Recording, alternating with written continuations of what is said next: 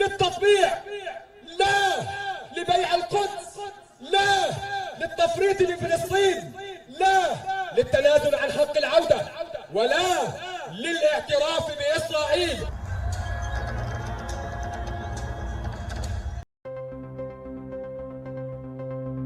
The extent to which the Palestinians can adapt to climate change is heavily constrained by the situation of the occupation.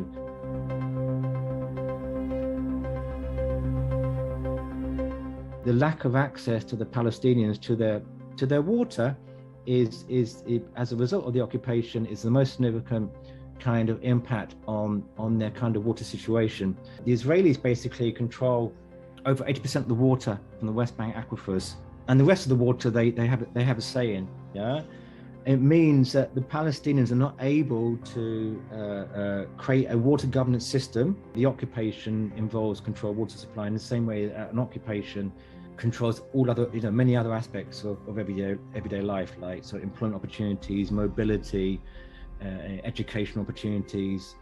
The control of water is a aspect of the fundamental kind of control of land, control of territory, and the occupation of the Palestinian territory involves therefore the control of the resources within that territory. The easy kind of narrative about the Palestinians can't govern themselves, which is almost farcical to me in terms of the situation that they're in. The Israelis will say, well, we have the Oslo Accords, there's arrangements for water sharing, we give the Palestinians more water, or we will sell them water. The irony of the Palestinians being sold their own water, which is a sort of astonishing in its kind of sort of a brazen kind of idea that we're doing them a favor by taking their water and selling it back to them.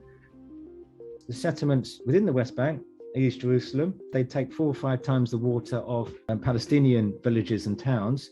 One of the things that the Israelis do is when international organizations come in and want to invest in improving Palestinian water infrastructure, the Israelis insist, where relevant, that these water infrastructure projects are integrated into the settlement water infrastructure. This puts international organizations often in a big dilemma, as well. We shouldn't be supporting settlements because they're illegal under international law, but if we don't, then this Palestinian village won't get its water. I mean, I've been in the West Bank where you see this really stark contrast between going past a Palestinian village where they're really struggling to get water, then you go very, very closely, come to a settlement and they have swimming pools, and it just looks so surreal. And I don't know how the settlers themselves can kind of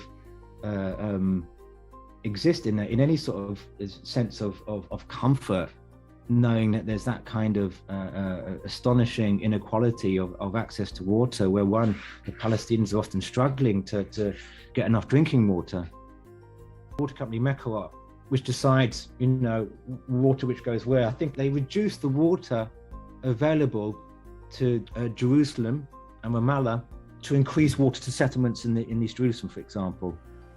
So it's quite convenient for the international community and also for some NGOs to talk about, well, climate change, this is somewhere where, surely the Palestinians and Israelis can come together and agree on a shared project, because they both kind of experience climate change. So why can't they come together to agree on climate change issues? Well, if you're under occupation, it's not really a discourse between equals. Occupation is not democratic. Israel is bound by, although ignores, a whole series of provisions of international humanitarian law about protecting the resources, the natural resources of the population under occupation, which obliges them actually to protect the water resources and to ensure that Palestinians have access to sufficient water resources. Even as an occupier, there are certain obligations that you have to do, which they're not doing.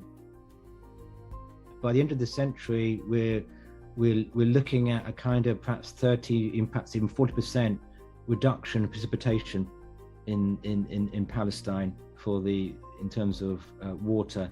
And given that in the West Bank, that the agriculture is rain-fed dependent, most of it, 85% is rain-fed dependent, then that's potentially a major stress on agricultural systems which depend on rainfall. And people are almost, well, not almost, they are forced into a situation where they're having to use local solutions like small reverse osmosis equipment to clean water to drink and to wash with and so forth. How can you create sustainable solutions to water management if you don't have access to your water? How can you create sustainable solutions to a sort of agriculture if you're unable to sell your products in the next town? How are you able to scale up into a kind of climate smart, low carbon economy if your young people are unable to leave Gaza or the West Bank, to get educated somewhere else? You've got to kind of give credit to Palestinians just for existing, just for surviving. It's a survival culture at the moment. It's a survival culture in Gaza. It's a survival culture in the West Bank. And to expect anybody in a survival culture to have to do more is almost the wrong question. بإيدك نحمل أقصى